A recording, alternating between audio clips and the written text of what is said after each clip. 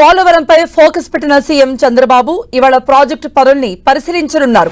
ఈ ప్రాజెక్టును త్వరితగతిన పూర్తి చేయాలనే లక్ష్యంతో ఆయన అడుగులు వేస్తున్నారు. ప్రతి వారం క్రమం తప్పకుండా పోలవరం పనుల్ని సమీక్షించాలంటూ నిర్ణయించారు. ఇకపై ప్రతి సోమవారం పోలవరం ప్రాజెక్టు నిర్మాణ పనుల్ని స్వయంగా పరిశీలించబోతున్నారు ఏపీ ముఖ్యమంత్రి. ఇందులో భాగంగా ఇవాళ పోలవరం ప్రాజెక్టు పరిశీలనకు వెడుతున్నారు. ప్రాజెక్టు స్థితిగతులను ఆయన పరిశీలించనున్నారు.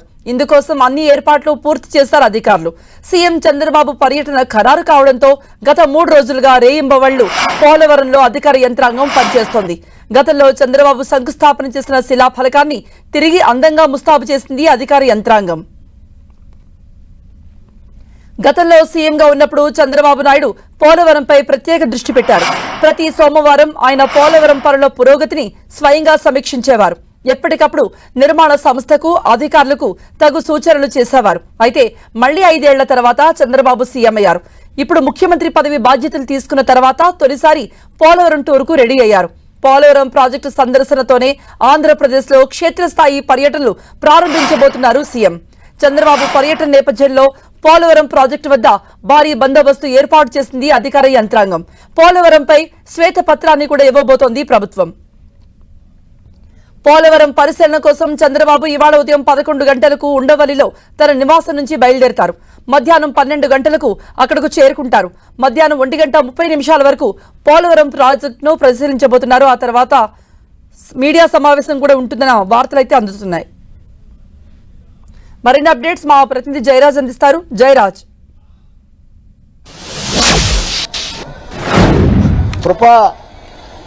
పోలవరం ప్రాజెక్టు సందర్శన కోసం ముఖ్యమంత్రి ఈ రోజు పర్యటనకు బయలుదేరుతా ఉన్నారు. 11 గంటలకి ఉండవల్లిలోని ఆయన నివాసం నుంచి బయలుదేరి 12 గంటలకల్లా పోలవరం ప్రాజెక్టుకి చేరుకుంటారు. అక్కడ గతం నుంచి కూడా గత 5 ఏళ్ల కాలంగా పోలవరం ప్రాజెక్టులో ఏం జరిగింది, గత 5 ఏళ్ల కాలంగా పోలవరం ప్రాజెక్టు స్థితిగతులు ఎలా ఉన్నాయి, ప్రస్తుతం నిర్మాణ సామర్థ్యం ఏంటి, గతంలో గోదావరికి వచ్చినటువంటి వరదల నేపథ్యంలో కొన్ని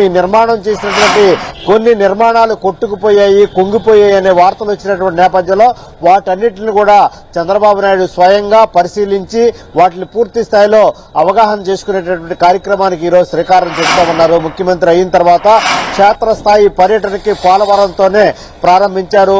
దీంతో ఇక నుంచి చంద్రబాబు నాయుడు పూర్తి స్థాయిలో నిర్మాణంలో ఉన్నటువంటి ప్రాజెక్టులు, అదేవిధంగా ఆగిపోయినటువంటి అంశాలు, ఎక్కడెక్కడైతే క్షేత్రస్థాయి పర్యటన అవసరమో అక్కడికంతా కూడా పూర్తి స్థాయిలో ఇక్కడ నుంచి ప్రజల మధ్య ఉండటం కోసం కార్యాచరణ రూపొందించారని సమాచారం ఉంది. దీనికి సంబంధించి ఈరోజు పోలవరం ప్రాజెక్టుకి సంబంధించి అన్ని కూడా పూర్తి స్థాయిలో సకాలంలో దీన్ని నిర్మాణం చేయటం, తెలుగుదేశం ప్రభుత్వ హయాంలోనే దీన్ని నిర్మాణం చేసే దిశగా ఈ రోజు కార్యాచరణ రూపొందింది.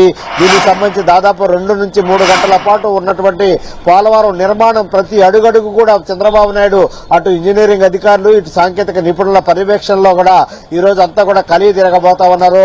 వాటికి సంబంధించినటువంటి అంశాలన్నీ కూడా సాంకేతిక పరంగా ఎదురైన అంశాలు, అదేవిధంగా నిర్మాణ పరంగా ఉన్నటువంటి అంశాలు, మొత్తం ఏ రకాలైనటువంటి పనులు ఇప్పటి వరకు జరిగాయి, ఏవేమి పెండింగ్ లో ఉన్నాయి, ఎన్నిటికీ నిధులు వచ్చాయి, కేంద్రం నుంచి రావాల్సిన నిధులు ఏమేమి ఉన్నాయి, రాష్ట్ర ప్రభుత్వం దగ్గర పెండింగ్ లో ఉన్నటువంటి పనులు ఏవైతే ఉన్నాయి, అదేవిధంగా కాంట్రాక్టర్ నుంచి చేయాల్సిన పనులు పెండింగ్ లో ఏమి ఉన్నాయి, అన్ని కూడా కూలంకషంగా చర్చించిన తర్వాత అధికారులతో దాదాపు ఆయన 1 నుంచి 1.5 పాటు సమావేశం అవుతారు. వాటి కూడా పూర్తి స్థాయిలో సమీక్ష నిర్వహిస్తారు. అనంతరం పోలవరం పైన కీలకమైనటువంటి ప్రకటన చేసే అవకాశం ఉంది. మొత్తం సమీక్ష అధికారులతో సమీక్షా కార్యక్రమం అయిపోయిన తర్వాత ఉన్నటువంటి ఇప్పటికే చంద్రబాబు నాయుడు పోలవరం సంబంధించిన అన్ని వివరాలన్నీ కూడా అధికారులు అందజేశారు. అనంతరం క్షేత్రస్థాయిలో ప్రాజెక్టుని ప్రతి అణువణువా పరిశీలించిన తర్వాత దాని నిర్మాణంలో ఉన్నటువంటి అంశాలు, ఇప్పటి వరకు జరిగిన పనులు, ఎప్పటి వరకు అయితే దీన్ని పూర్తి చేయగలుగుతున్నటువంటి అంశానికి సంబంధించి ఒక కీలకమైనటువంటి ప్రకటన ఈ రోజు మీడియా ముందు చంద్రబాబు నాయుడు చేసే అవకాశం ఉంది. ఇక నుంచి పూర్తి స్థాయిలో దశల వారీగా ఈ పనులు ఎలా జరుగుతాయి, వీటికి సంబంధించిన అంశాలు ఏ విధంగా ఉన్నాయి అనేటటువంటి అంశాన్ని ప్రతి సోమవారం సమీక్షించడానికి కావాల్సిన కార్యాచరణ రూపొందించి దీని పురోగతిని కూడా నిత్యం పర్యవేక్షించే అవకాశం ఉంది. కృప జయరాజ్, పోలవరం ఏపీ ప్రజలకు వరమంటూ అప్పుడు సీఎంగా ఉన్నప్పుడు చంద్రబాబు నాయుడు ప్రతిసారి కూడా ప్రస్తావిస్తూ ఉండేవారు. ఆ తర్వాత జగన్ హయాంలో ఈ ప్రాజెక్టు పనులు ఎంత మేరకు పూర్తయ్యాయి, ఆ రిపోర్టు కూడా చంద్రబాబు నాయుడుకు అందినట్టుగా తెలుస్తోంది. సో ఆ రిపోర్ట్లో ఏముంది అనే వివరాలు ఏమైనా ఉన్నాయా? ఎంతవరకు పోలవరం పనులు పూర్తయ్యాయి? కృప తెలుగుదేశం ప్రభుత్వ హయాంలో చంద్రబాబు నాయుడు ముఖ్యమంత్రిగా ఉండగా దాని శంకుస్థాపన జరిగిన తర్వాత 73% పనులు పూర్తయ్యాయని చెప్పేసి అప్పట్లో తెలుగుదేశం ప్రభుత్వం ప్రకటించిన పరిస్థితి. ప్రతిపక్షంలో ఉన్నప్పుడు కూడా అదే రకమైనటువంటి మా ప్రభుత్వ హయాంలో 73% పోలవరం పనులన్నీ కూడా పూర్తయినటువంటి నేపథ్యంలో వైఎస్ఆర్సీపీ ప్రభుత్వం వచ్చిన తర్వాత దీన్ని పూర్తిగా నిర్లక్ష్యం చేసింది, అడుగు ముందుకు పడలేదు, అసలు పూర్తి స్థాయిలో దాన్ని వదిలేశారు అని చెప్పేసి అభియోగాలు అయితే చేసినటువంటి పరిస్థితి. కానీ ఆ వైఎస్ఆర్సీపీ ప్రభుత్వ హయాంలో కూడా దీన్ని సకాలంలో పూర్తి చేస్తామని చెప్పేసి ఇద్దరు ఇరిగేషన్ మంత్రులు కూడా ప్రకటించినటువంటి పరిస్థితుల్లో ఆ పోలవరం ప్రాజెక్టులో పనులన్నీ కూడా ఈ రోజు క్షేత్రస్థాయికి వెళ్ళాం. పూర్తి స్థాయిలో అడుగడుగునా పరిశీలించడం, అసలు ఏ స్థాయిలో పనులు ఉన్నాయి, ఏ మేరకు పనులు నిలిచిపోయాయి, ఎంత మేరకు నిధులు వినియోగం జరిగింది, ఎంత మేరకు గతంలో వరదలు వచ్చిన తర్వాత గోదావరికి వరదలు తీవ్ర స్థాయిలో వచ్చినటువంటి నేపథ్యంలో కొన్ని నిర్మాణాలు కూలిపోయినట్లు కూడా వార్తలు వచ్చినటువంటి పరిస్థితుల్లో వాటన్నిటి కూడా ఈ రోజు ముఖ్యమంత్రి హోదాలో చంద్రబాబు నాయుడు పర్యటన చేయటం, అక్కడ ఉన్నటువంటి పరిస్థితులను కూడా పూర్తి స్థాయిలో ఆయన పరిశీలించిన తర్వాత దీనికి సంబంధించిన స్థితిగతులన్నీ కూడా ఈ రోజు మీడియాకి వెల్లడించే అవకాశం ఉంది. చూస్తే గతంలో తెలుగుదేశం ప్రభుత్వ హయాంలో 73% జరిగినటువంటి పనులు ఎక్కడికక్కడ ఆగిపోయే ఆరోపణలు చేస్తున్నటువంటి పరిస్థితుల్లో ఈ రోజు క్షేత్రస్థాయిలోకి వెళ్లి స్వయంగా పరిశీలించిన తర్వాత ఎక్కడెక్కడ పెండింగ్ ఉన్నాయి, ఏ స్థాయిలో నిర్మాణాలు జరిగినాయి, ఎందుకు ఆగిపోయాయి అనేటువంటి కీలకమైన ప్రకటన ముఖ్యమంత్రి చేసే అవకాశం ఉంది. కృప జయరాజ్, అమరావతి రాజధానిగా 2.5 ఏళ్లలో పూర్తి చేయాలంటూ ప్రభుత్వం సంకల్పించింది. ఈ మేరకు మంత్రి నారాయణ కూడా అనుకుంటున్నాం. ప్రస్తుతానికైతే ఈ విధంగా ఒక ప్రణాళిక అయితే పెట్టుకుంటున్నామంటూ చెప్పడం చూసాం. మరి పోలవరం కంప్లీట్ కావడానికి 75% పూర్తయిందని టీడీపీ అప్పుడు చెప్పింది కాబట్టి ఎంత టైం పెట్టుకునే అవకాశం ఉంది? ఏ టైం పీరియడ్ లో ఈ పోలవరం కంప్లీట్ గా పూర్తవుతుంది అనేటువంటిది టీడీపీ వర్గాల నుండి తెలుస్తోంది. కృప ఈ రోజు రాజధాని నిర్మాణం అయినా, ఇటు పోలవరం నిర్మాణం అయినా ఇదంతా కూడా ప్రభుత్వానికి అటు కేంద్ర ప్రభుత్వంతో లింక్ అయి ఉన్నటువంటి అంశాలు. ఇటు రాజధాని నిర్మాణానికి కూడా కేంద్రం నుంచి సహాయ సహకారాలు అందాలి.